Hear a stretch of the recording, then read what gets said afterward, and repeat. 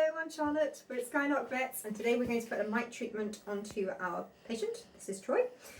So mite treatments sometimes come in tubes like this. The lids are really stiff, so I've cheated and partially opened this one. But to open these tubes, you hold it in one hand. Do this before you pick your bird up, because there's no way you'll do it with one hand otherwise. And the top twists and comes off. So it's a little bit like a toothpaste tube.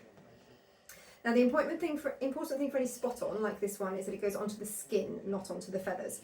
So I would always say hold your bird in a towel or a tea towel, something similar, not because you're afraid of your bird, but because that way they don't associate anything they don't like with your hands, and they therefore won't become hand shy. I tend to turn them up so he's just sitting in my hand at the moment, and I've got the back of him. This is more difficult in wriggly patients. And you can literally just push the feathers forwards and part them. Take your mite treatment, so I'm going to use my little finger to push the feathers forward until I can see some skin, like that. And then I'm going to put 3 drops on. So I'm going to put one.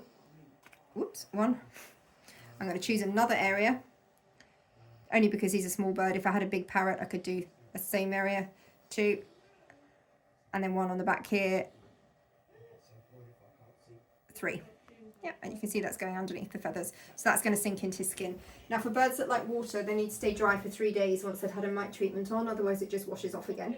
So try not to shower them for those 3 days. Mite treatments can be used either as a regular prophylactic thing, so for example every 3 months for aviary birds, or in response to an actual burden of mites or worms. This one's a multi-mite and worm treatment packet. Or they can be used to actually treat the clinical burden, so we use them more regularly, so every 2 weeks for a set number of treatments, or every month for a set number of treatments. So just use that in accordance with your vet's instructions.